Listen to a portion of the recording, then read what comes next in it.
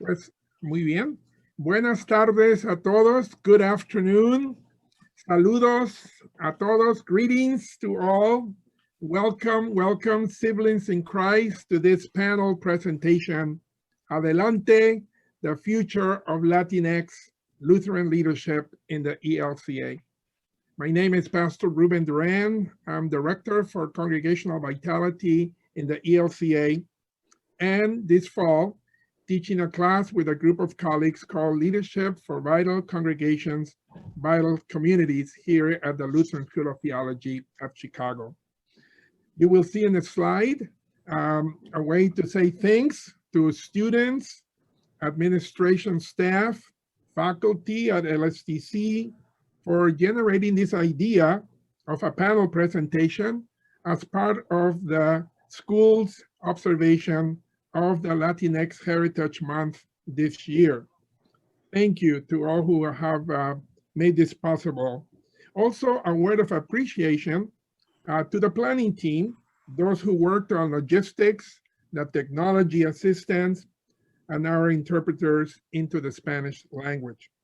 We also appreciate the partnership between the Lutheran School of Theology at Chicago, the Asociación de Ministerios Latinos in the ELCA, the Domestic Mission Unit of our church, and the Northern Texas, Northern Louisiana Synod. Our hope is that this time together can give us all an opportunity to learn about the work of the Holy Spirit between or within the Latinx community in the USA and the Caribbean, and how Latinx leaders are envisioning ways to grow the leadership contributions to our church and society, especially equipping each other to reach new people with the good news of God's grace and God's dream of a world with more equality, equity, justice, and peace for all. Just a few instructions before we get started. First of all, our time will be divided in three parts. First, the panelists will speak, all of them, one after the other. And my colleagues in the panel, remember, this is a panel. This is not a debate, so I will not allow interruptions, okay?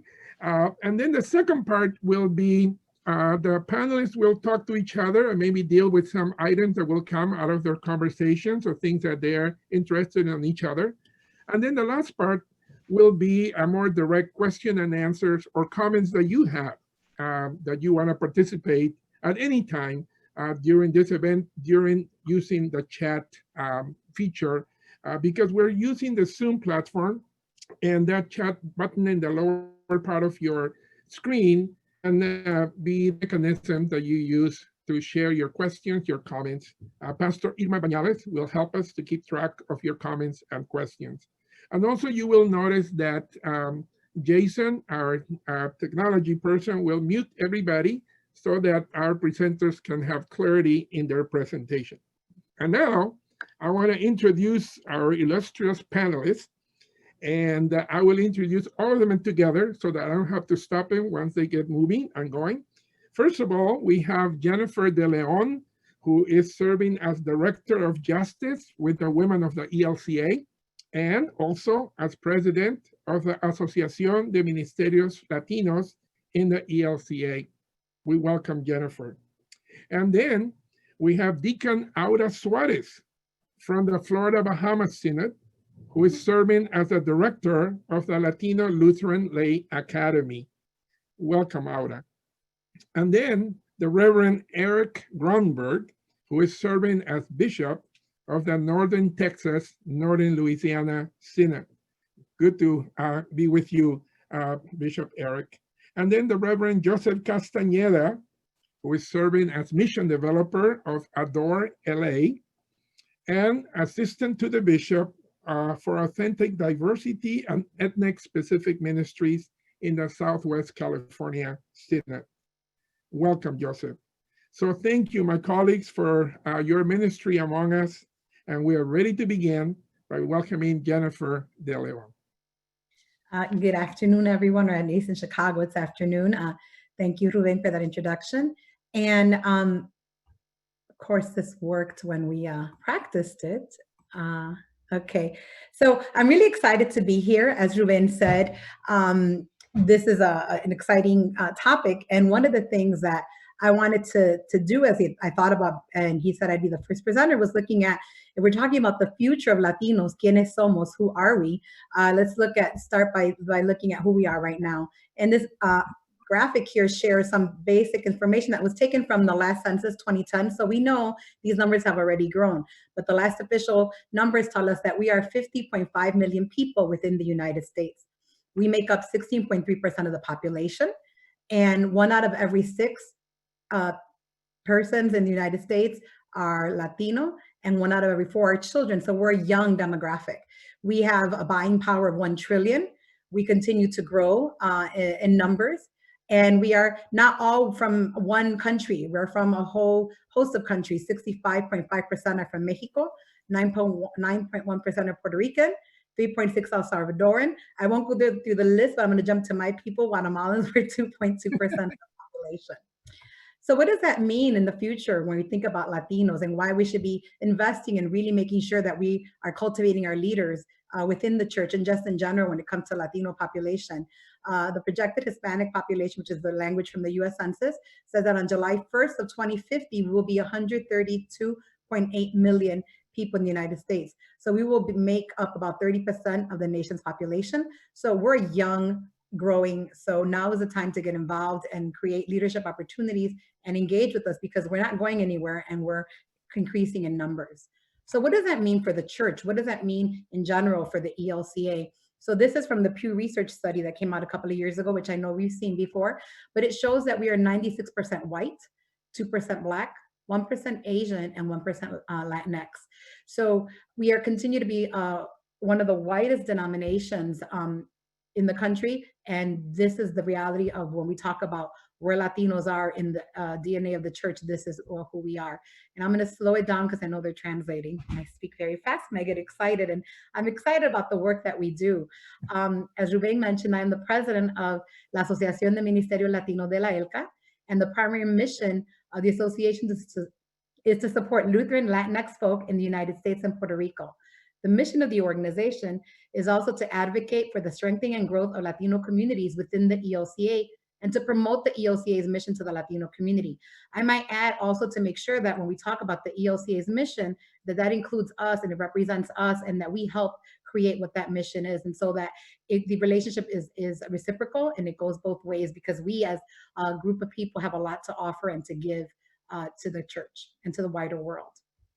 So the other hat that I wear, which I'm also excited about, is I'm the Director for Justice for Women of the ELCA. Our organization includes Lutheran women who in pre-pandemic times would gather in about over 4,500 locations in the US and the Caribbean to do service, study, advocacy, and fellowship. I've been there for 2 years, and I've been fortunate to work with Hector Carrasquillo from the Latino desk of the ELCA, and I was able to write a grant, and we got money from In Faith organization, gave us funding to reach out and do work with Latina leaders. And so through that grant, for the last 2 years, we've done day-and-a-half Latina leadership retreats in areas that have high Latina presence. And so we've worked on in California, not California yet, that was on the list to go, Northern Texas, Northern Louisiana, Florida, and Arkansas, Oklahoma. And so I've been able to merge my job as the president of Latino Association, because we have 185 Latino ministries and churches throughout the country and the Caribbean. And we've been able to work with the reach that Women of the ELCA has. Talking about my work of the Latino Association, the new board has only been in place in September of 2019. We had a lot of plans for retreats and trainings, but because of COVID, we had to switch gear. And the majority of what we've been doing is providing webinars and information to our churches and our leaders, especially around COVID. We saw that a lot of the information coming out of the ELCA was only in English. We tried finding Spanish information, and the association board members and many of the people on this call and leaders in the Latinx leaders in the ELCA started working on providing resources for our Latinx congregations in Spanish. We did a webinar just to make sure everybody knew where to locate the information that was there with the guidelines from the ELCA, the guidelines from the CDC. We then realized that our churches reflect their community, and our pastors are part of the community. And so our Latinx pastors were on the ground providing food, providing masks, providing essential life-saving things for our community. And so we were worried about our pastors being burned out.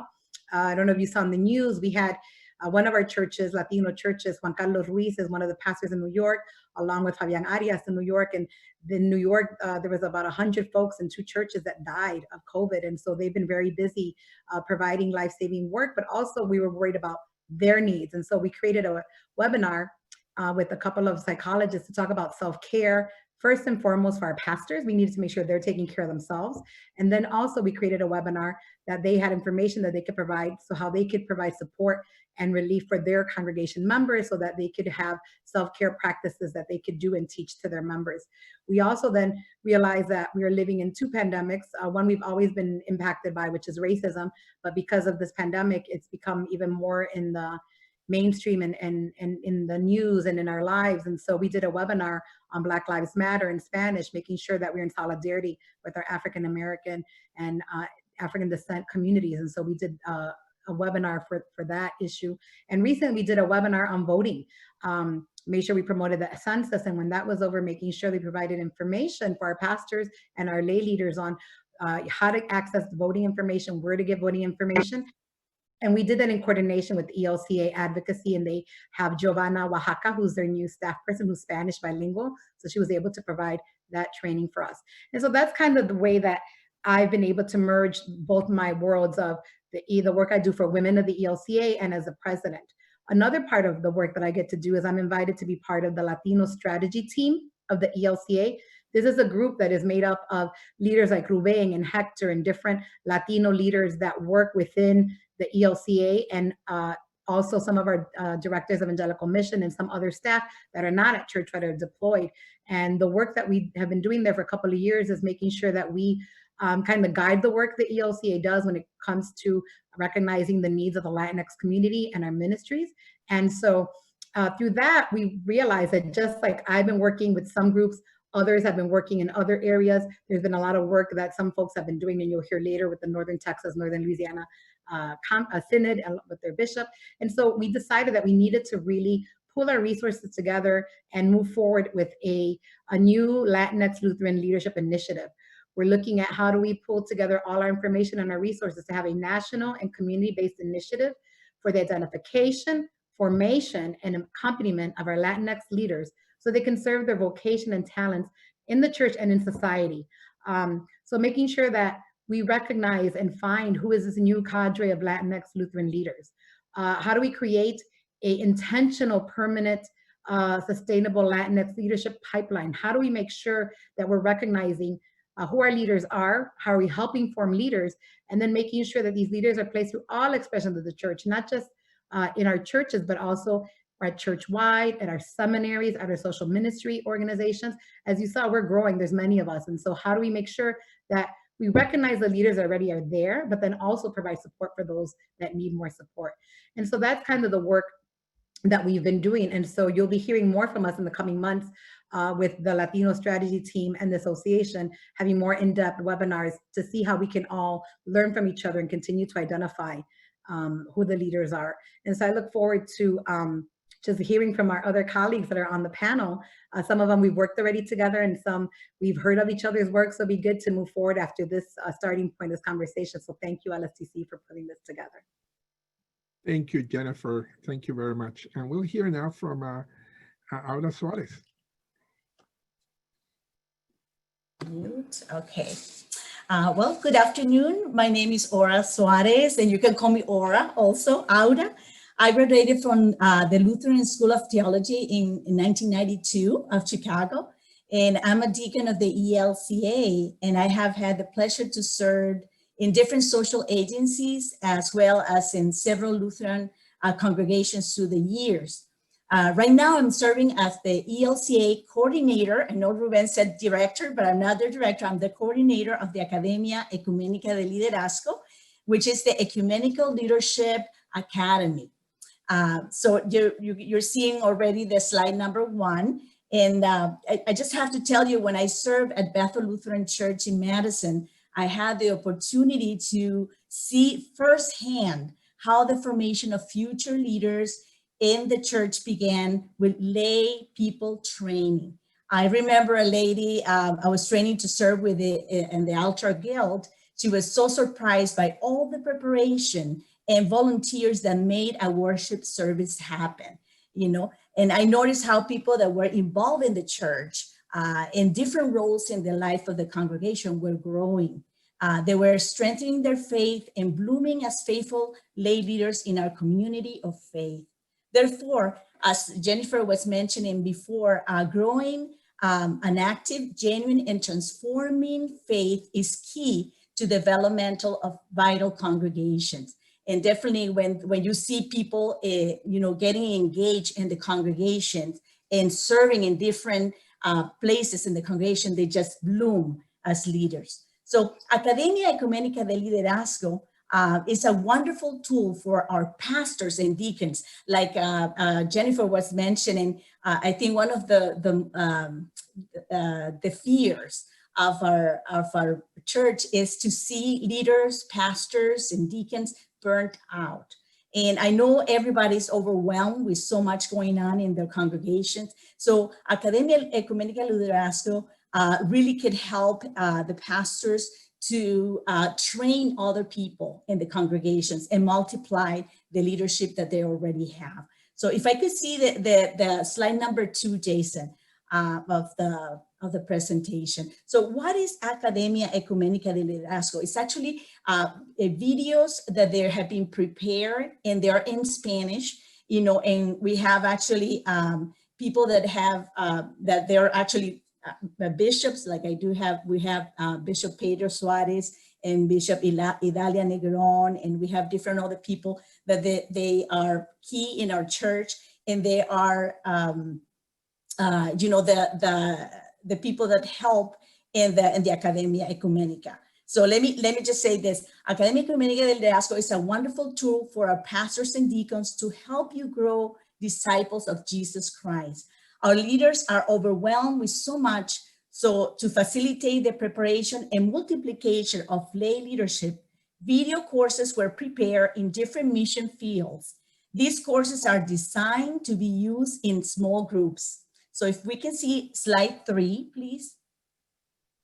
So we're using a hybrid methodology, and we have videos online, but this is not online courses per se. Rather, these are in-person group classes, but with virtual instructors. So we really encourage, you know, pastors to use these courses in small groups, you know, to help people grow in their faith.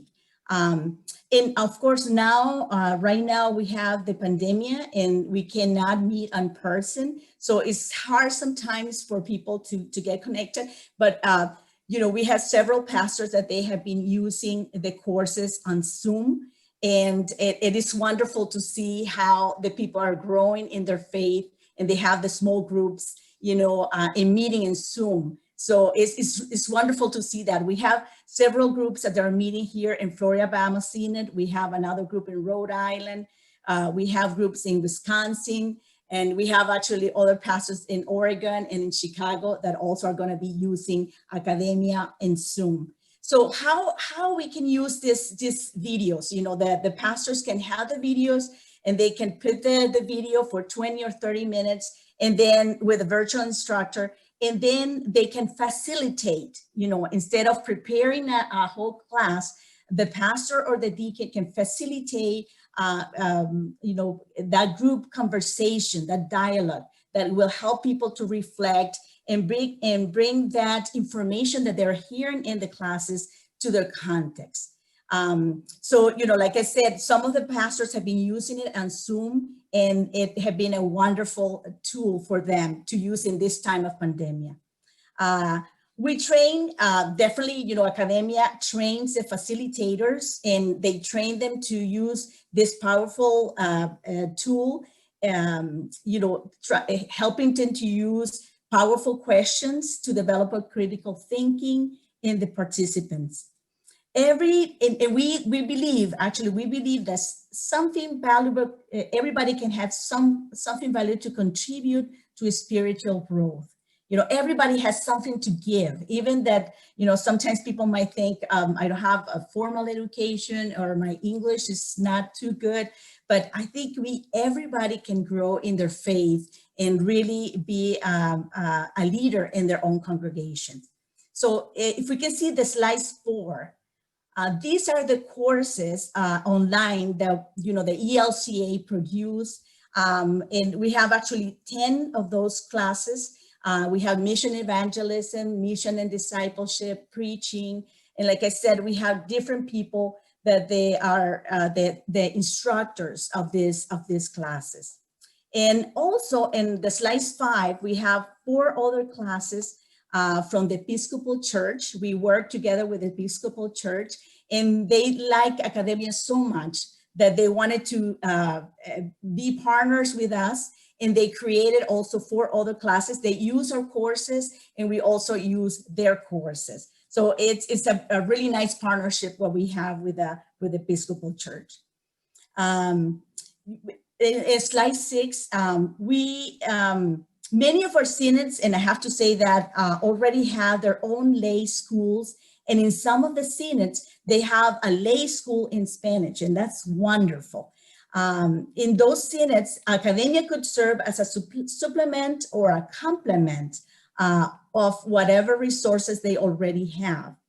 However, many of our synods have 0 resources to empower our Latino community, like Jennifer was saying. So the Florida-Bahama Synod, for example, is using the curriculum of the academia to start training the Synod parish deacons, and they want to use this resource to, help train leaders in our Synod. Now, I have to be clear that this resource offers basic principles of our faith, and we don't give any kind of formal accreditation. So I want to be clear with you about that. These are just simple, basic growing and making disciples of Jesus Christ. This just could be the first step, for the baptized to grow and spiritually develop their leadership in their congregation and discern their vocation inside or also outside the church.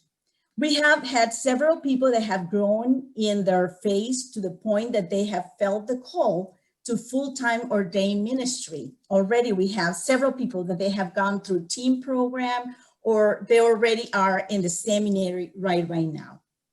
So these are one of the first groups that took the academia, to be a facilitator. So if we can see the slide 7, our Latino communities are getting equipped, and we do have tremendous gift among our people. I have to tell you that we have a lot of potential. We are like a big gift that haven't been opened yet. We need your prayers and support to discover all those gifts, like Jennifer was talking about, all those gifts that we have hidden out there in our communities of faith. Academia can help you identify, empower, and equip those potential leaders in your congregations. This resource belongs to us and is available in Spanish, online, and at a low cost. We cannot ask it for more, right? In order to have access to these courses, you should have people trained as facilitators of Academia Ecuménica de Liderazgo. Because of COVID-19, we had to cancel all our in-person training this year. However, we are working on offering training by Zoom in the near future. And I hope that we will do that very, very soon. And what I'm thinking is just to have small groups, like maybe 6 to 8 people, probably a pastor and maybe a lay leader in your congregation. If you are interested, please visit our webpage, and you already have it right there you have my contact information right there. You can send me an email if you're interested of academia. You can go in the webpage and you can see our promo video in English or in Spanish. And you can also send me an email through webpage, and I will contact you as soon as possible. So like Jennifer was saying, we definitely have a lot of people out there in our communities that they just need a little push, to feel empowered, and to serve in our congregations. And you can really see, when I was serving, like I said, in different churches, and it was just so beautiful to see how people, as soon as they were doing, maybe like an altar guild or an usher or serving as a Sunday school teacher or a confirmation, they were just blooming. So I will encourage you and welcome you to use this resource, this tool. It's actually a tool for you, for pastors and deacons, to actually, like Jennifer was saying, to avoid any burnt out. We don't want any pastors to burn out and not to do God's work. So this is a wonderful resource, and I hope that you can use it. I'm available. You have my cell phone number also. You can also send me a text or call me if you would like to talk to me directly. So thank you so much for your time, and God bless you. Thank you so much, Aura. I appreciate that very much. We're ready for Bishop Eric.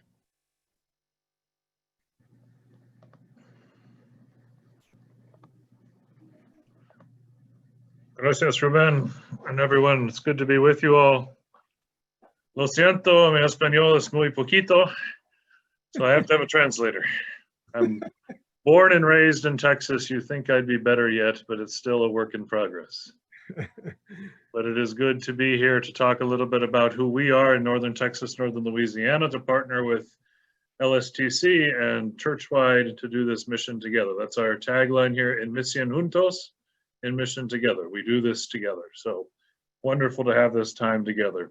I'm going to focus on three things that I think we in NTNL are doing pretty well, and are things that could potentially be models or growing for other communities. And I did not start all of these things, but they're a foundation that I have been blessed to be able to build upon and to emphasize. And the first one I'm going to lift up is we have a dedicated Conferencia de Latino de NTNL. So there is a conference that is dedicated, non-geographic conference dedicated to our congregations that have Spanish language ministry amongst Latinx people.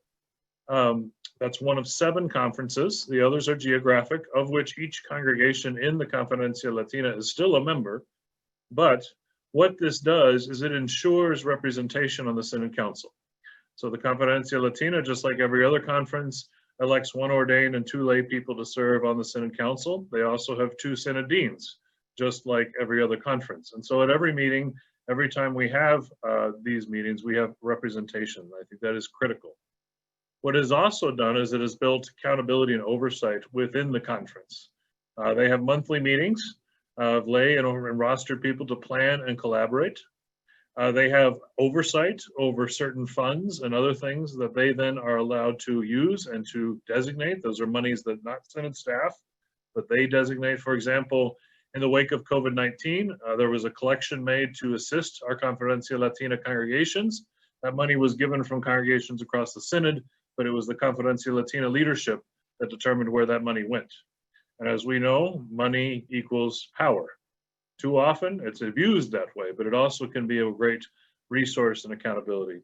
It also provides fellowship and support and connection to the wider ELCA network. So our Conferencia Latina membership, as you can see, participate in the wider Latinx ministries of the ELCA. The second piece, wonderful to hear about what Ada is doing in that ministry. We also are focused on formation for Lutheran leaders. We recognize that we cannot expect leaders to be given to us to serve the diverse context that we have here in Northern Texas and Northern Louisiana. And so we have, for a long time, made an emphasis on lay education and building on that. So for more than 2 decades, our Parish Lay Ministry Academy has been offering education in English and Spanish. Currently, we have 10 lay people enrolled in the English track and 10 in Spanish. It is fully online now. It used to be partially online. It used to be fully in person, but it has moved online. And it's an entry point for lay people who then are invited into greater service within their congregation. Like other ministries, it's not accredited. It does not give roster status, but it does give training and insight. In the picture you see at the top there was our graduation in January, which seems like a lifetime ago. But the other piece that's really helping us is to lift up Latinas for ministry who are going through this program. The second piece that's newer and has been new since I've been elected bishop is the Secondary School of Theological Education. It is primarily in Spanish for now, but it is a partnership between NTNL, the Arkansas-Oklahoma Synod, LSTC, and Wartburg Seminary to provide a next step for leaders who want to go deeper in their learning and knowledge and pastoral development. And so it offers a cohort model of modules that two of our pastors here at NTNL developed with help from the seminary. And what I want to say about the SSTE that impressed me so much was the seminary leaders from LSTC and Wartburg came to talk to Latino leaders in this area of the country and said, what do you want? And they didn't say, here's what we're going to do for you. What do you need? And from that, developed this program, which is available obviously beyond our territory. And it provides another entry point for study because that's PLMA and the SSTE are where we are getting our team candidates. The second thing is that the other piece that we're doing in formation for Lutheran leaders is working with Spanish language coaching through NTNL coaching and ELCA coaching, through our women's retreats and our couples retreats, the Conferencia Latina Women's Retreat. You see a great picture of them being together at our retreat center at Briarwood. That couldn't happen, but they moved online, and in August we had 60 plus Latinas participate online in a retreat, and those develop leadership, they develop relationships that deepen the conference's strength.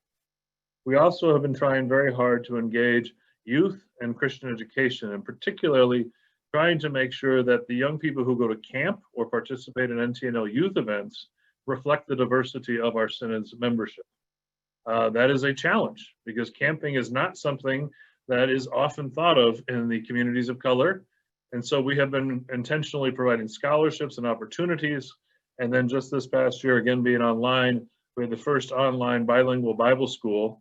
That was a wonderful partnership and was a great way that communities were connecting. And the third piece that I want to lift up is how do we relate to each other, and particularly as has been lifted up in an incredibly white denomination.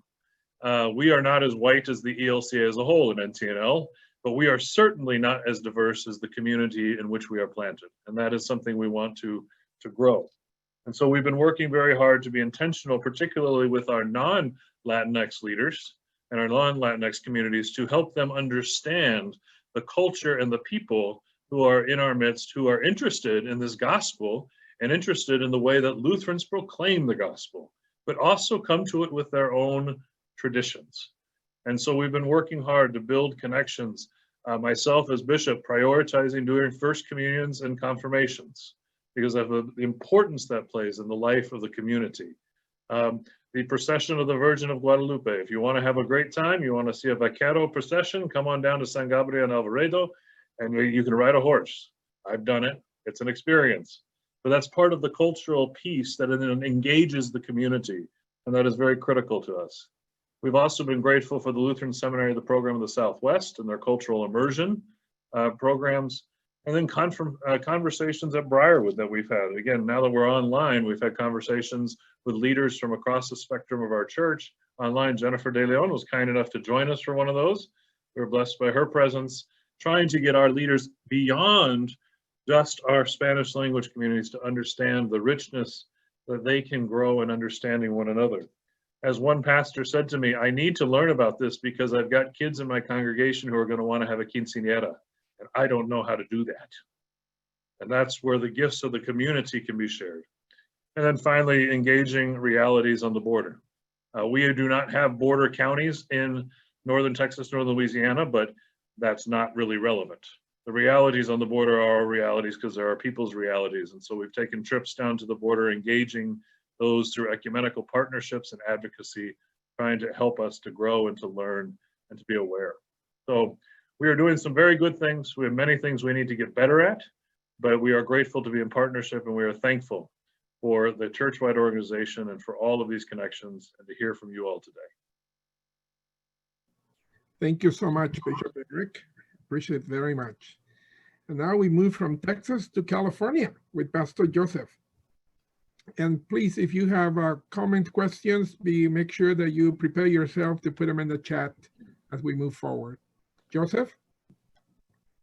Good afternoon, good evening, wherever you are. I am Joseph Castañeda Carrera. I have been serving the church since February. I see people waving. Hello, I'm waving back at you. I've been serving the church since February of 2016 as a pastor, but I wasn't ordained until a little over 2 years ago. So I served as a team pastor. And as Ruben said, I have recently, I built Adore LA, which is a queer faith, it's a self-identified queer faith community experiencing God in unconventional ways. Started off as a Latinx mission start, but quickly evolved into a multicultural community, very postmodern as well.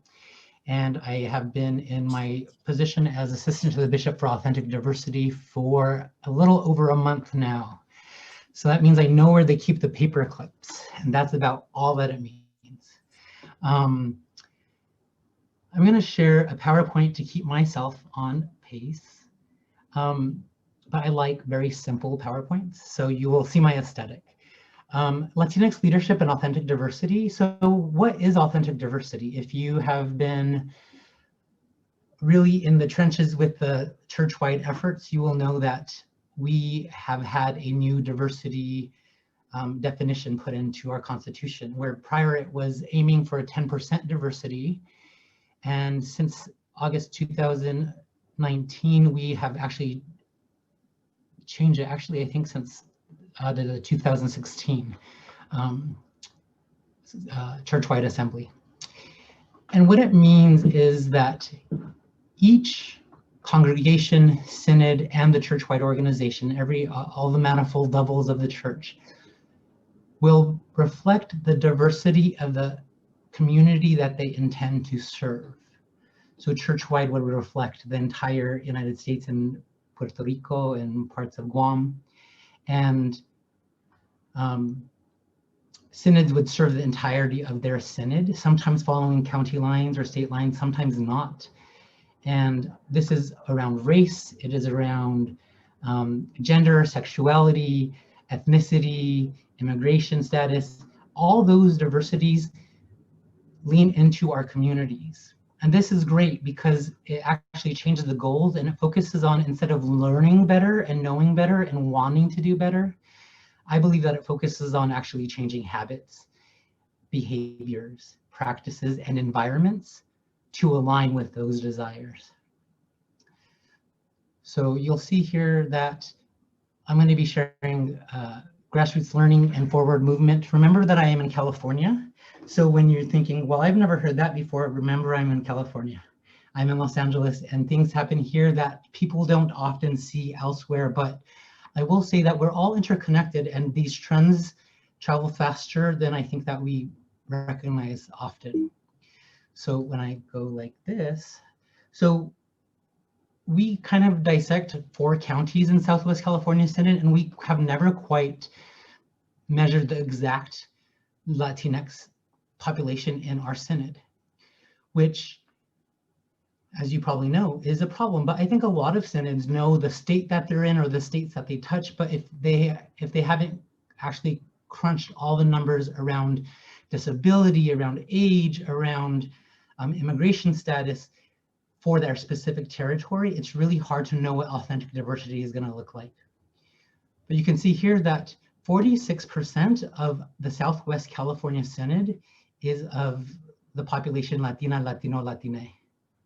And this is also interesting that this intersects, and Latinx for us intersects a lot of different racial groups, meaning that there's Afro Latinx people, there are European descent, there's indigenous Latino people. So this is actually intersecting a lot of different individuals, but 46%, and our churches are nowhere, our synod is nowhere close to this. But it's so important to know, because otherwise we were aiming for 10%, thinking that was authentic. But really it's about how do we shift our church, not from incrementalism, but a big shift, right? It's asking us to recognize the need for a big shift. And in our committees and councils where we so often focus on incrementalism, it's saying, no, no, no, no. This is going to be a big shift. And this is going to feel really weird for a while. You are going to feel this. And another piece of information that I'll offer is that we had never calculated just within the Synod what percentage of the population experienced disability. And 11% of our Synod experience, 1 in 10 people has a disability, but when you look to how many churches have wheelchair accessible pulpits, there's not any. So it's just, so I think a lot of what we're doing is measuring at these first points. What I want to do is compare 2 communities and show that within the Latinx community here in Southwest California, there's a lot of intergenerational commitments, and there's also intergenerational struggles. And this picture I offer just so that we can start thinking of how we are all connected in ways that we cannot separate ourselves. So Iglesia Santa Cruz is a New Start church that is up in Santa Maria, and it is predominantly a Mixteco population, which is indigenous people from Mexico. Adore LA started off as a Latino mission start with people in their 20s and 30s. I think I'm one of the oldest members now at 38 of Adore LA, and the average age is something like 25, and we have about 80 people in community with us. So these are 2 communities that are very, very unique within our Synod that reveal what the Latinx kind of presence can be. So you have Pastor Esteban and his wife Angie at Iglesia Santa Cruz, who are not Mixteco people, but they are serving the Latino community there in a way that is really needed around basic needs. And they are really dealing with people who have come from the background who don't have strong literacy skills or even written language. Mixtec doesn't actually have a written down language that existed before we were trying to capture it. And they really are asking for things like food and clothing, pairs of shoes, things that they just know that are very much in line with like basic needs. And they're also doing wonderful Bible studies and so much formation around just knowing who God is, and often in their second language, which is Spanish. Adore LA is a very different community. It is mostly 2nd generation, 3rd generation Latino people who often have been in other church denominations growing up, who have experienced oppression and hurt around being LGBTQ+ in those Latino churches. And the trauma can be deep, right? They align it. There's research about religious trauma syndrome, which is a subsection of post-traumatic stress disorder. And in Adore LA, we get a lot of these people that come back and they are really fighting against their own faith. They're fighting against what churches had told them about God as they were younger. And these 2 communities, even though they're so very different, the pastors are different, the communities are different, they still have an intergenerational commitment to each other. So, and I think this is something that we can count on as we continue to move forward, is this commitment for between generations. Can somebody make sure they're messaging me about time? The little time thing up in the corner went away. So I want to make sure that I'm not over talking. But they really are committed to each other, and the 2 churches know about each other and see needs that the other church can serve. And we get calls from Iglesia Santa Cruz around LGBTQ folks who are 3rd, 4th generation, and we refer people that are up in their area to go to their Bible studies or go be leaders. And I think that we will be seeing, so often in the Latino community, you see a separation and a chasm between generations, but I really think that we are entering a phase where there's much, much more increased intergenerational commitment. Within this church, I don't think in the community at large, but within this church, I think we are seeing that because we are such a subsection and we have to be connected. But where you see in the larger community, the intergenerational struggles in a lot of Latinx churches is that they are really about being Latino, but oftentimes they are more traumatic spaces and more oppressive spaces for other diverse people. For Afro-Latinos, oftentimes they can be not as welcomed. For LGBTQ community, for people with disabilities. One of my one of the members at Adore LA came from a church where they would tell people with disabilities that it was because their parents sinned. So what kind of environment does that make for the youth? And it's just a really beautiful connection. And I think that we will continue to see more and more of this. And the ideas, the more people we listen to, the better off we will be. Next slide. So I saw some questions come through yesterday that Ruben had sent about what is the theological identity of Latinx leaders. And I think that I see two different types of identities, and they're right now kind of battling with each other. There's one identity rooted in ancestral legacy. And I have potato here because there's a sense of wanting your own, right? Your own faith, your own ceremonies, your own rituals. And I liken that to like when you offer your spouse or a friend to pick them up some fries from, McDonald's. And then they say, no, I'm not hungry. But when you get there, they take half of your fries, right? I think that this is what's happening where people, especially second, third generation Latinx people, are really seeing how Christianity has been influenced by European culture and by white supremacy. And there's a really strong push to return to some kind of ancestral knowledge of God and Christianity. I don't have the answers of how those two go together, but they know that what they're given oftentimes is only part and maybe even the leftovers of what this faith could really hold.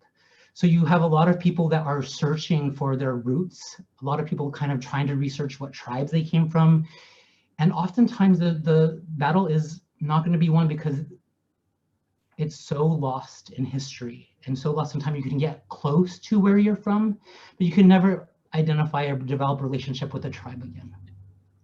So we have people really wanting to push against institutions, synods, churches. In Adore, I'm always apologetic when I send Adore leaders out into the larger church, and I have to apologize to the facilitators because they have a particular leadership. And they come in and they're not going to let anybody take anything away from them. And they're going to be harsh, and they're going to be name a thing, and they aren't going to allow the niceties of what Lutheranism can be at times to prevent them from getting a theology that their bodies can fit into. We always say, if your body doesn't fit into the theology, we need a bigger theology. The other identity that we often see as well is this one where there's only one red apple and it's being painted green, and this is a notion of assimilation. And I think that oftentimes we lack ways in actually accessing our own ways into Lutheranism. And I think oftentimes what we can do is we can pick up what the European church has given us and find importance with it. But that oftentimes creates so much internal conflict that I think that these two, it's like neither is quite where we want to be, and the truth is somewhere in between. And we just have to hold this lightly. When people are beginning to go through formation, something that I think is very helpful is, if you're going to be mad, be mad. You're going to be mean, but hold everything lightly. Don't ever hold on to something so tightly that God's trying to put something back into your hands that you're not receiving. I'm not sure if anybody knows this picture, this painting, but I grew up with it, and it was not this one. I had the white children, the white angel on my wall. And I found this recently, and I think it's so important because if we look at if we look at queer, trans, people of color that are coming into the church, oftentimes they didn't grow up with images of any other images other than what we would consider like white Jesus, right? And no dark-skinned Jesus. And I think so often they've experienced trauma where I actually have to stop and ask sometimes, why are you here? Like with all the trauma and oppression and all of the negative stories, being locked into closets and being prayed over and being sent to like camps where you get prayed away, the gay. I ask, why are you here? And what I find is that in the intersectional leaders within the Latino community have such a resilient faith that many people, especially within the white church, don't experience because it's easy for them to practice their faith. Meaning there's not systems that are telling them they're not enough or that they don't belong. And what's really important is to realize that anytime you see a queer Latino or a Latino leader come in and they're trying to talk, think about it. That person has probably been told that God doesn't love them at a very early age. That person probably has been physically hurt because of who they are in the name of God. They've been hurt in the name of church. They've been kicked out. They've actually gone through a period like myself where for years and years and years, they rather believe God doesn't exist than to be a cruel God. And they're still there. And to me, those are the disciples of the future. Those are the people that know all the oppression that comes along with it and are still in the room. And they just really believe in decentralization. They call me pastor still sometimes, but they really believe that knowing there's a lot of different ways, and seminary is not the only way of knowing about God, that their bodily experience matters. And if it disagrees with something in seminary, they believe that they're right. And I encourage them to believe that their lived experience matters. We need more paintings like this because we need to see ourselves, and people growing up need to be able to see themselves moving forward. One other story, we were recently in a book study with Adore LA, and there was 9 of us, and we started talking about like who has called to be a pastor, because right now we have our first person that is going from Adore, going off to seminary to become a pastor. And before I knew it, 7 of the 9 people on one call said that they all had calls to ministry. I had never asked the question before because it seems stressful, right? To ask somebody that's newly back, but 7 out of 9. So I think that God is doing something in the Latinx community, and the intersectional community is so important. And a lot of them have different ways to get there, and they're going to have different trajectories. But the fact that, like, I don't even know what percentage that is, but a high percentage are back into the church less than 3 years and see me as a leader, right? That's why representation matters, because they see me and then they don't even think if they can be it, because they already know I am. And if I can do it, of course they can, because they're better than me, right? And it just opens it up and gives it access. And think about children who've never been in the church and have never met a pastor of color or a Latinx pastor. And what does that implicitly make them think about our community? I hope everybody knows about Kimberly Crenshaw and intersectionality. It just means that we all have various identities and they all intersect within one body. And that body is a body that God created, but also nuances each of those bodies in a way that is unique to that body. I kind of talked about this already. I do want to say something about this. I see people from the Latinx community really moving away from a notion of reconciliation. And I've started believing that reconciliation is actually a European aspect of the faith that is kind of pushed. And I think that because reconciliation focuses on the goal at the end of the process and doesn't focus on the healing that needs to be done every day along the way. So often we're pushed into spaces as Latinx people, and I see this often within the Synod work too. People are pushed into a process of reconciliation so everything can be nice again, without actually engaging a process of healing and asking, what do you need to feel whole again? What do you need to feel whole? Recently, I was at a meeting and the leader was asked, what do you need to be reconciled? And they said, I can't even be reconciled until I feel like you all accept my body in this room.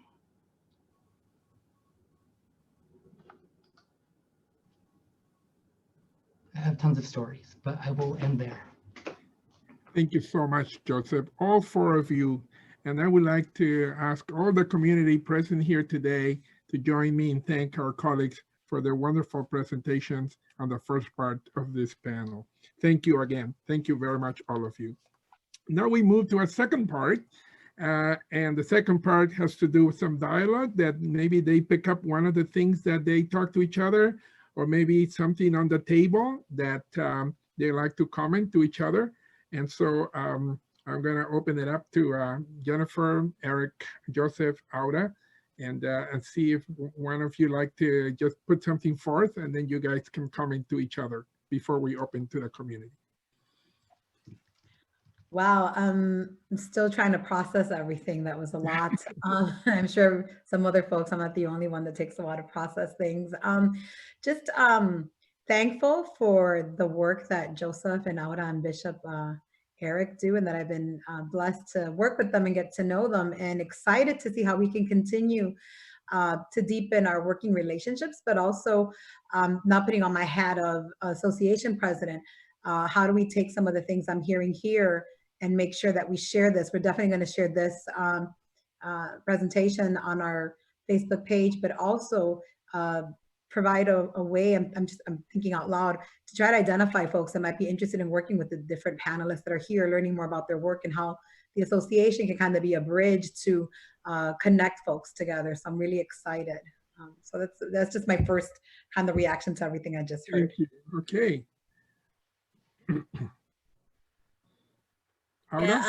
Yes, I was just thinking that all of you are organized leaders in the church, and I admire all the work that you do. Awesome. But I was just wondering, how, and I will ask the question, and I don't know who would like to respond, but I was just wondering how you felt that call, to be a leader in the church, how that happened, how that, I don't know, wish to serve in Christ Church was for you.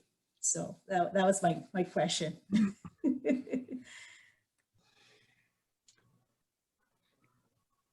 Andale, Joseph. That's a good question. How did I feel God's call to the church? I'll be very, very honest that I felt the call when I was 16, and I had a mystic experience around being in a coma and healing and everything. But it was around 15, 16 at the same time I was realizing like who I was. And I was in a church where who I was and my call to serve God clashed. I said this earlier, but I really stopped believing in God for a good 10 years. But when I would have a hard time, where would I end up? I would end up in the church, a church, right? And somebody would come up to me, but I was rude. I was a rude guy, the rude kid that would, like, when my grandparents would be at like Christmas praying, I would leave the room. And it was just so much hurt. And I think that I did believe that it was going to be easier to believe that there was no God than a God who didn't love me. And then I met a Lutheran pastor, and it was a woman. And I was like, so how does that work? Right? Because I grew up in the Catholic Church, and I was like, how is there like a woman that's talking about being a pastor? And then she started talking about God. And I was like, oh my gosh, that's the God that I always thought existed. Like, but who the church was always telling me wasn't there. And I think so often all we need I think Luther and the Reformation was an answer to problems back then. And our problems are different now. And I think the problems and the questions that people are asking us are, like, do I belong? They matter. Like, even if I don't know what I believe, do I belong? Right? Like, is this a place where God loves me even if I don't know what my belief system is? Everybody else has told me no, can you? And I was really mad through seminary. I was really mad at the Lutheran Church. And you know why? Not because they did anything bad, but because they're too quiet about the God that they love. That's right. Because I could have found that God at 16. But instead, we were being nice and we were being quiet and letting the Fox News be Fox News with those Christians. And we hear bien quietitos. And I was like, no.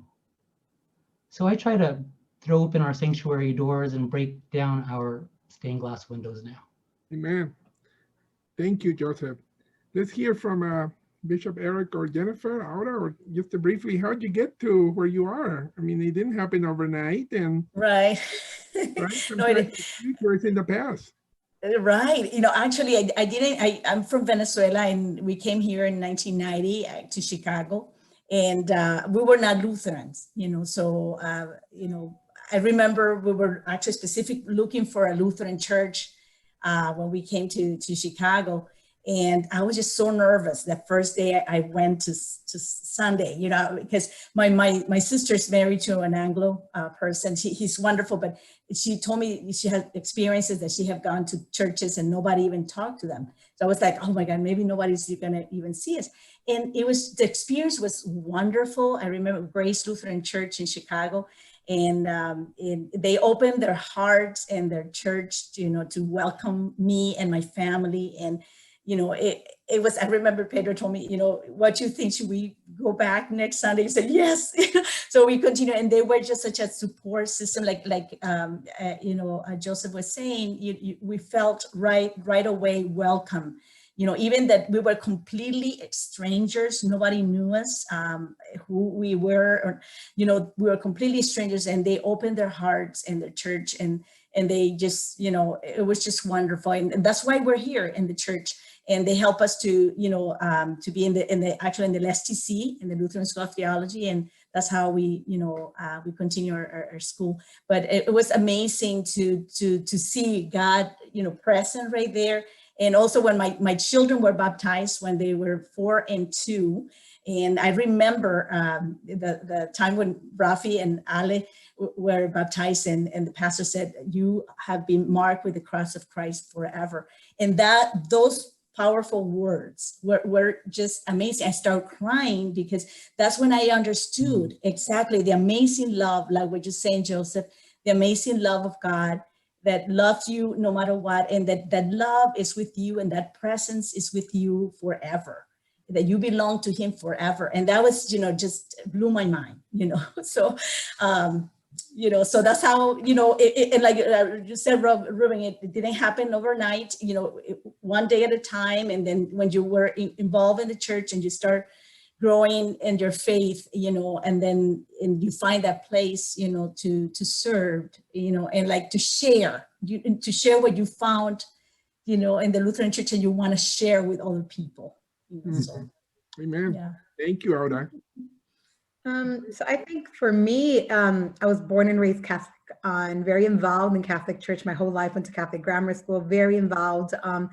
And we had a situation where my mom got breast cancer and moved to Guatemala for surgery. And I was left to kind of help raise my brother and sister as my father went back and forth. And no one at the church noticed we were gone. And I've always been loud, and I've always been very, in your face. So I would sing and play my guitar in the choir right in front. My dad was a very big leader in the church. And I felt like if we who are so visible and supposedly so vital to this church can be gone for 6 months and no one looks for us and no one cares about us, I didn't want to be part of that. So it wasn't that I was mad at God. I just didn't feel that that church was for me. And so I didn't go to church, but I was involved in community organizing.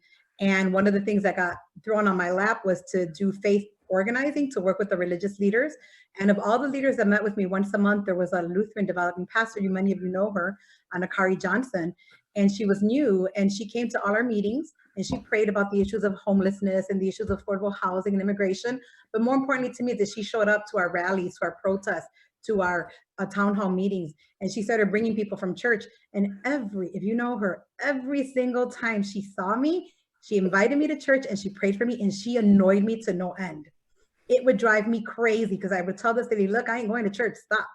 And she just insisted. And one day, conned me into coming to help with the choir. I insisted to go on a Saturday, not a Sunday, because I knew her. If I showed up on a Sunday, she'd make me stay.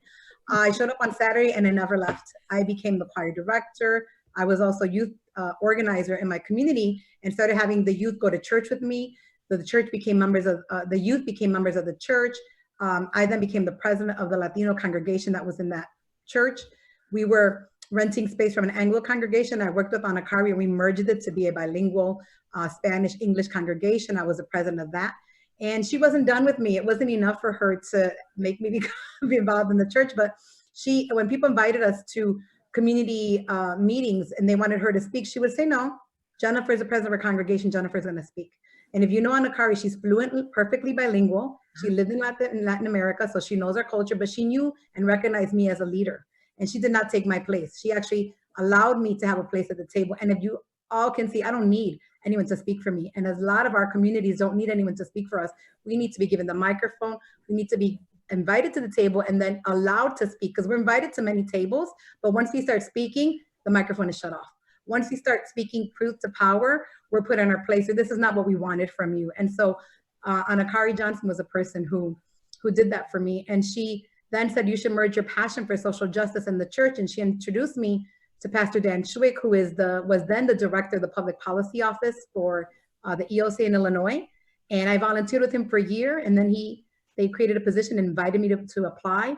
And when I did, they didn't want to make me the director because I didn't have a degree. I had dropped out of school. My mom had cancer. So I didn't get my bachelor's degree till I was 30. And I didn't get my master's at LSTC until last year.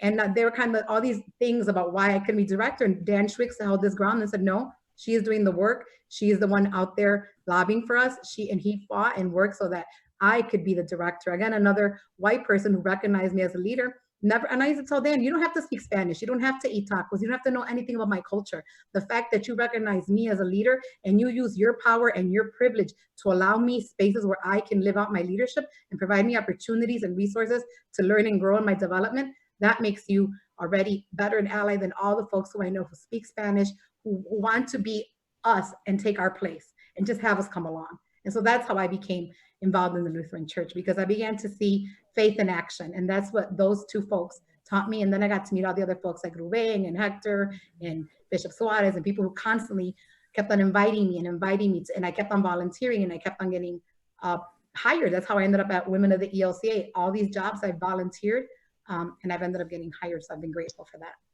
That's called the Lutheran Latinx Velcro. We got Velcro on you. You're not going anywhere. So, Bishop, what pulled you into being the leader you are today? Well, I think it's similar to stories we hear. It's about individuals. And I think that's one of the challenges I think we face as a church is we assume somehow the institution is going to be the thing to do evangelism. And that's not the case. The individuals. I've been a part of the church my whole life. I don't have a story of deep rejection from the church. I was welcomed to be a part of the church for a number of reasons, and I recognize that. But I also know there was individuals along the way who invited me to think deeper about what I wanted to be and who I was called to be. And like Jennifer, folks who said, all right, well, you can do this. You could lead this thing. And as we went along in leadership and through my first call and second call, and then when people started saying, well, why don't you stand for the office of bishop? We know you're not, I look older now than I was then, but to say you have unique experiences that you bring to the table. And so and my passion around making sure that we are being authentic and accountable in this work that we are doing with Latinx communities is that I've watched the church stumble. I grew up in Austin, Texas. I watched the church stumble through the 80s and the 90s. We're trying to do this ministry. We just bumbled through it because I think we weren't asking the people what it is they want. We were trying to structure it for what we wanted to see. And every problem we have in NTNL related to Latinx leadership is where we've said, it's okay because it looks like what we want it to be, rather than what it actually is. And letting the people be who they are and encouraging them to help change us. And so that's where I am, and that's what we're trying to do, and listen and learn. Well, thank you so much, all four of you, for telling us about your journey. And we thank God that you are where you are and how you opened the door to many others. I would like to invite to the table for a comment and a question, the Reverend Dr. Carmelo Santos. He serves as Director for Theological Diversity and Ecumenical and Interreligious Engagement in the office of our presiding bishop. Carmelo is with us today, and we'll give him the microphone for a comment and something for you to.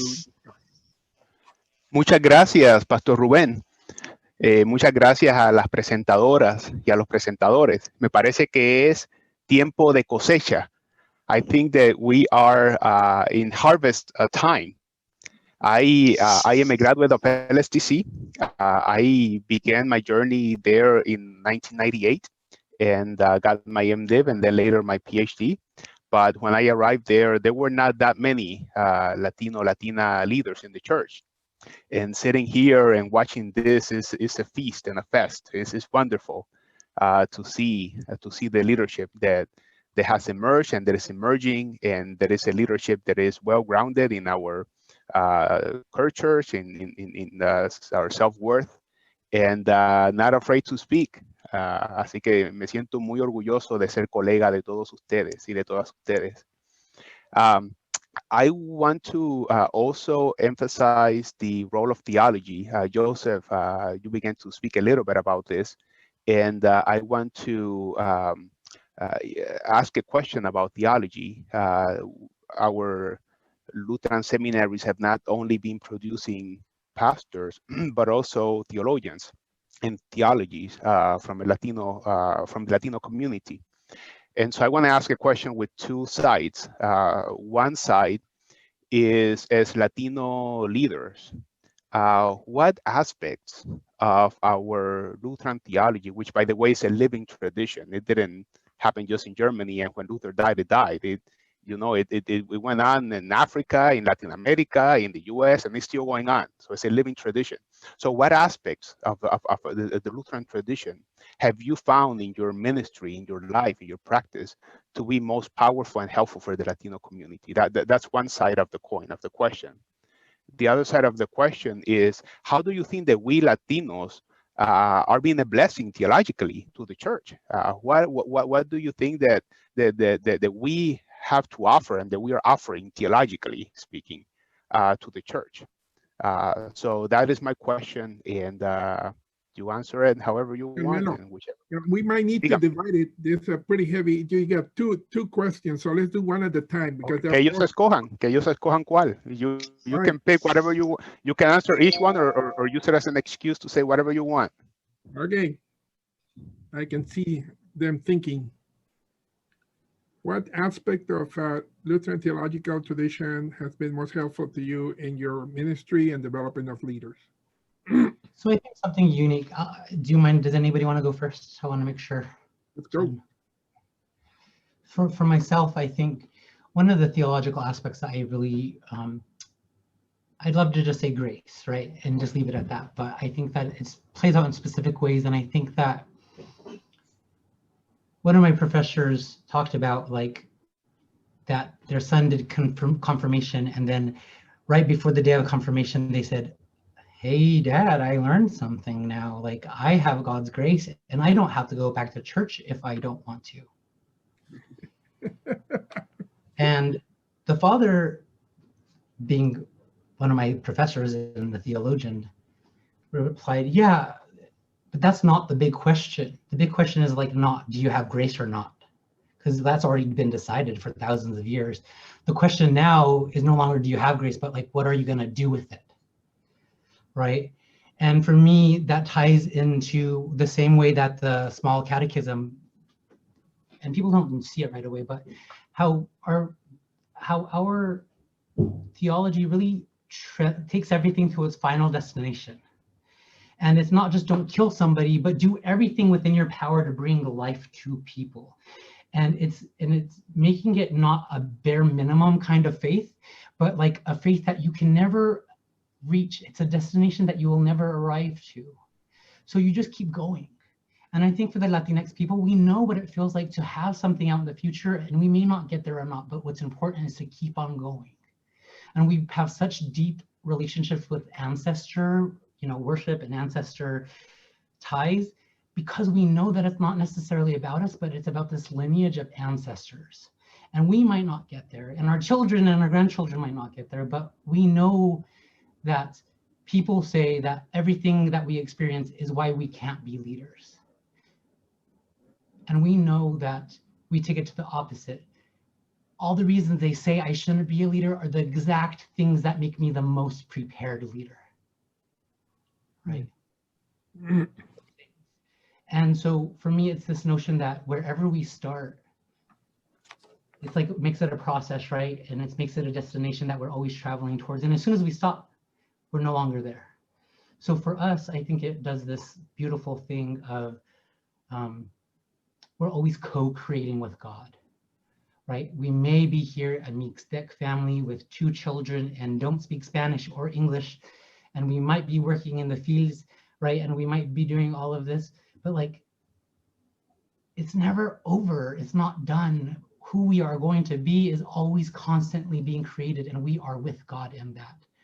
And what power is that? It's not just grace that lets us change every day and wake up and make a different decision. It's God actually changing our hearts and our minds so that we're a new person with new opportunities. For me, that's what that power is. Thank you, Amen. Joseph. Sacó A+. Yeah, A+. You actually, yeah, you addressed both questions at the same time, actually. That's wonderful. But our colleagues, Auda or Bishop or Jennifer, you want to add to that point? Well, Yes. you know, I'm not a theologian, but definitely I agree with Joseph, you know, that definitely, you know, that connection of the sacraments, you know, the baptism and the Holy Communion, they're powerful ways, powerful reminders of what is our identity, our real identity as children of God, as baptized, you know, and like Joseph was saying, you know, that it's a constant transformation, God working in our lives day by day, one day at a time, and transforming those hearts, you know, and that way of thinking, you know, and then that way of acting, you know, and for us, I think in the Latino community, it's so powerful because, you know, our Latino community, a lot of them come from our Catholic roots, you know, and you know, so the Roman Catholic Church, you know, the sacraments are just so important. But sometimes people don't really understand exactly what it means, you know, Holy Communion or baptism, you know, what it really means, you know, so that's why for us as a Lutheran, it's just so powerful to have those, the sacraments are so powerful and they really can help people to transform. I've seen people coming from, you know, Roman Catholic tradition that they have been rejected in their churches, and then when they come to our Latino, you know, congregation, the Lutheran congregation, and they are welcome and they are able to receive the Holy Communion.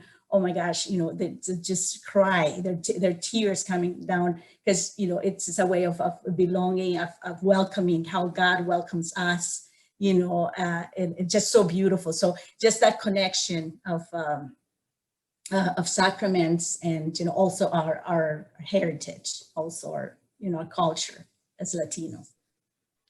Thank you, Aura. You need to read the chat. You are a theologian, Aura. Jennifer or Bishop, another comment? I mean, the first thing I thought of course, was grace, because, you know, that was one of the first things when I started learning about the Lutheran Church that really struck me and was very overwhelming, like this feeling of, oh, this is what it's like to know that you are already who you are to be, and that you can just move on and live your life because God already has you, and because you're free to live your life. And I feel so for me, and I love the way Joseph explained, was beautifully expounded on grace. But for me, I think the other part of the question, I'm not sure, Carmelo, was what do we bring to the theology? And for me, what comes to mind, and I'm not good with quoting the Bible, but I think it's Corinthians. It talks about God's abundant love, and therefore you are blessed with abundance to be abundant. And I think of all the communities that are part of our Latinx Lutheran experience. I also think of the widow that gave all. I have been running a church for the last 5 years as a volunteer. We don't have a pastor. And the thing that has struck me is that the church has continued to grow by the grace of God, but because the folks at the congregation, we've really leaned into what it means to live abundantly and to know that we have everything God, everything we have is because God gives it to us, and therefore we can continue to move forward and live abundantly. And we went from worrying about our church was going to close, the bishop was going to sell the building, the bishop was ready to close us, to us just running with the church and continuing to grow and think about the people and why we were church, and not about the structure, not about the finances, not about all these rules and things that I know are important. But when it came to the life and the mission of the people, many of them who are homeless, many of them who have nowhere else to go, and that the church was able to see themselves as providers to the community and no longer as people who who were, oh, we're poor and we're destitute, but we leaned into the grace and we leaned into the abundance of everything God had given us. And now we've been there for 5 years. We now have a new bishop, very supportive. We have a synodically authorized minister, Edito Safuentes, working with me. But for 5 years, we were alone. And what kept us going was that grace and the living into what it means to truly believe in abundance.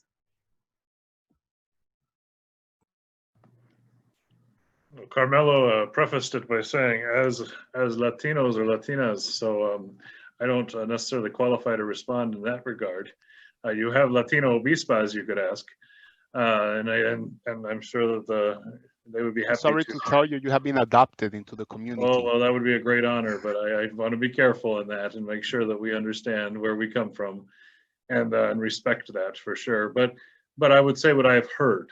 And this is what I've heard listening, and I have some of my pastors on this call right now, so I say this with fear and trembling.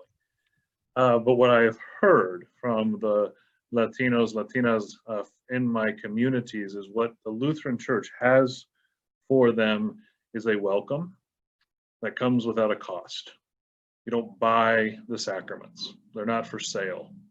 And the experience of communities has been that that's not always been the way it's been for them. And so they're welcomed. And then I think what I have gained, what I have benefited from encountering Latina theology is the embodiment of the theology, the earthiness of the theology, the closeness to the poor, the importance of what Joseph was saying about continuity. We're going somewhere, and that there is hope, and that there is value, and that God speaks to people's value. And that's what I have heard. And it's powerful for me to hear. We have with us a director for Evangelical Mission, Pastor Irma Bañales, with a question at this time. Actually, I have about 3 questions, but I know I'm going to ask one. Okay. So in our Synod, the Northern Texas and Northern Louisiana, we have been working with Amparo, and also with Opening Doors, that's Immigration Social Services. But I still feel that we need to do more. And my question to our panelists is how your synods or your congregations are been working with the immigrants, and or if you have some kind of strategy or Synod or ELCA or any non-ELCA organizations that are supporting, helping, and bringing awareness to the immigrants. And immigrants, it could be first, second, third, or whoever generation. Make sense? Mm-hmm. Yeah. I mean, I think first and foremost, Amparo, right? The Amparo program in the ELCA. This summer, I was part of a design team. We had a cohort of folks in Amparo across the country where we looked at what does it mean to live into being a sanctuary denomination, right? We have a statement and people, you know, a lot of people were happy, a lot of people were angry about it, but what does it mean in everyday life? And so for 6 weeks in the summer, we worked on that. And what we wanted to do is hear from folks in the different cities and areas, what they were doing, what they were experiencing, and how they were furthering the work of Amparo and immigration reform, immigration policies in their area, and then in conjunction with the national kind of work that is being done at Amparo. One of the concrete action items that came out of the 6 week was looking at putting our money where our mouth is at. I know a lot of us are on Portico, ELCA's funding retirement fund program. And we wanted to make sure that we did a campaign where we alerted people that if you had not already moved to the socially responsible fund, you moved your money into that fund, you should do so, because that is the only one that 100% guarantees that the money that you have that's being invested on your behalf is not contributing to private prison systems or private prison companies that then also fund detention centers. And so most folks, when they join and are offered Portico benefits, they automatically get put into the restricted fund. Everyone else has to go in and move. So if you haven't, I would suggest you call your Portico person and just ask where your money is at and make sure it's put in the socially responsible fund. We met with our bishop, Yahil Curry. He signed on and sent Facebook message and announcement to our churches. The New York Synod, that idea came from them. Bishop Eggerstein did that as well. And so that's one of the concrete actions that we did, looking at because a lot of the churches are already doing direct service work, right, with immigrants in our community. And a lot of folks are connected with the Amparo Court Watch program, which is, some of it is put on hold now, and being welcoming congregations. But being a sanctuary denomination, what does it look like? It doesn't just look like hosting someone in your congregation, because that's not feasible for everybody. But what are you doing to ensure that folks who need sanctuary have all the support they need, and that we as people who are part of the church, our money is not being invested in policies? On one hand, we're saying we're a sanctuary denomination, but on the other hand, some of our money is being used to oppress or support systems that oppress people. So that's just one quick thing that I wanted to share. Amen. Okay. Pastor Ima, you said you had one more. Oh, yeah. And I guess this is for Jennifer. How many Latinx congregations are affiliated? How do you call that? Affiliated member woman of the ELCA? Or how many Latinx groups? Yeah, Latinx women. Yeah. So everyone who is, any church is, right? Any church that has women who gather collectively are part of WELCA. The work that I've been doing the last 2 years I've been there is intentionally reaching out to Latinx congregations and ministries to see how can we deepen our relationship. Northern Texas, Northern Louisiana is a prime example. We did one of the leadership retreats was in coordination with that synod in Arkansas, Oklahoma. We had about 40 women gather, and we've continued to have WELCA through me work with them. Northern Texas, Northern Louisiana Latino Conference invited me to do a training on racism, more colorism in Spanish, looking at issues of racism within our own cultural context and our own cultural backgrounds. So that's one thing that's grown out of that. And then we have a group in Arizona. We have a group in, so right now we don't have actual congregations. That's what I'm working on, trying to get the congregations to step up and become affiliated. But if there is a WELCA group in your church, and there happens to be a Latino group within that church, they can work together without having to form their own group. I've been talking to the president of the Northern Texas, Northern Louisiana Synod women's group, and she is working with me and others, leaders in your conference, to see how your conference can be a WELCA group. So instead of having individual congregations, since you are already set up and this model is it works so efficiently that you work as a conference, it would be so much easier for us to just have the NT and now Latino conference be a group of women of the ELCA. But we do have churches, all the churches in Puerto Rico and Virgin Islands are part of WELCA, and a lot of our materials are in Spanish, and we're increasing, making sure that we're translating our information, but more importantly, making sure that for me, it was beyond translation, right? And beyond having resources available to people in Spanish, but how are we, like you said, how are we connecting the women who are using our resources to be part of the organization? The first training I did was in Florida with Aura, and that training had about 50 women attend the leadership training, and they wanted to know more about leadership, but also about the broader church, WELCA and the ELCA. And so I do a little thing called 101, like learning about the ELCA and WELCA's part of that. And then the other thing that we did there is continuing to follow up with the groups that I've done trainings with. Aura and I just had a meeting with a group of other folks, and we're putting together, I reached out to Aura. A lot of the women who've been to our retreats are asking, we're not ready to go to seminary, but we want more in-depth theological training. We want to know more, so we can be better leaders. And so I reached out to Aura, and I love the academia, but my observation was, where are women theologians? Where are mujeristas? We need, nothing against Ruben and all of you who did courses on that. Your courses are great, but I need to see myself reflected in the leaders that are giving the classes. And so we're going to work to put together with Aura, and Aura can join in and clarify at the Episcopal Church, right? Mm-hmm. King is Samuel, ¿verdad? Samuel from the Episcopal Church, and the women leaders from that women's group. We're going to do we think it's going to be a symposium on March 8th, El Día Internacional de las Mujeres. It'll be online. And so we're preparing that now, because we've had 4 retreats and follow-up trainings that are WELCA led. And now those women want to deepen their training. And so we're going to put together the symposium. March 8th will be a kickoff. And from there, we're hoping to have a cohort that will go through the academia, but we're trying to find more women leaders to do that.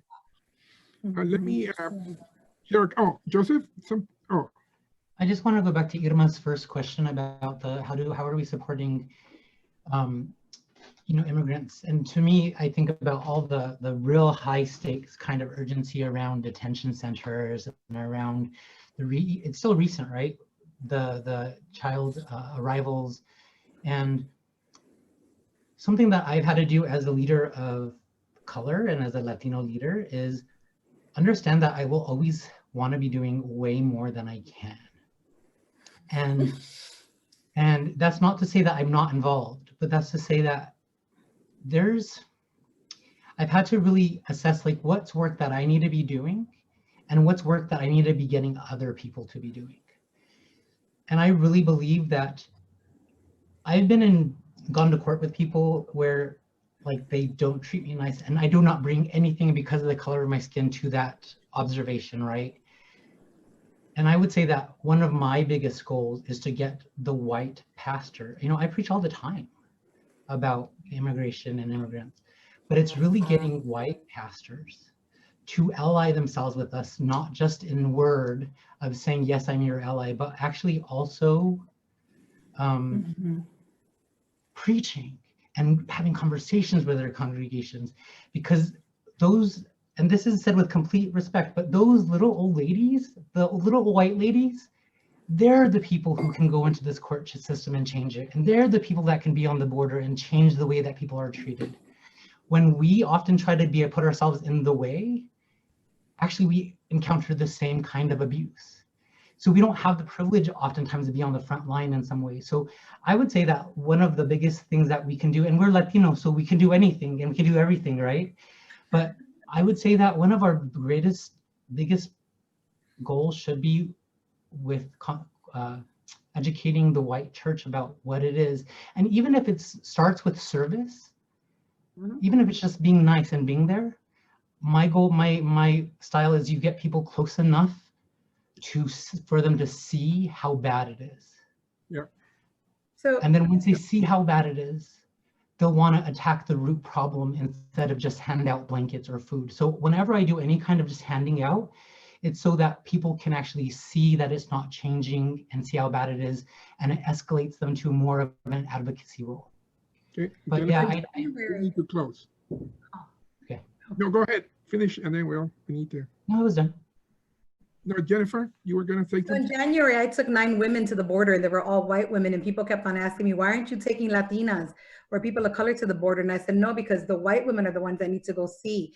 And these women then were going to co-lead. They were supposed to go back to their synodical group, and they were ready to then lead groups of other women to the border. And COVID happened. But what they did is, and they asked me, do we need to get supplies? Do we need to get people to donate things? I said, no, you're going to watch and observe. And we worked with Rosemary Sanchez on the border. And then we took them to Mexico and worked with the ministries in Mexico. So exactly what Joseph was saying. And it was women who already were interested and already supporting immigration, but being on the border, I mean, they came back supercharged to work, but then the pandemic happened. But they're also now doing workshops and information on their trip. And again, what Joseph was saying, they're the ones that have a lot of power to make a lot of change. Amen. Let me take a moment now as we bring our time to a close. Dr. Carmelo Santos put on the chat a resource.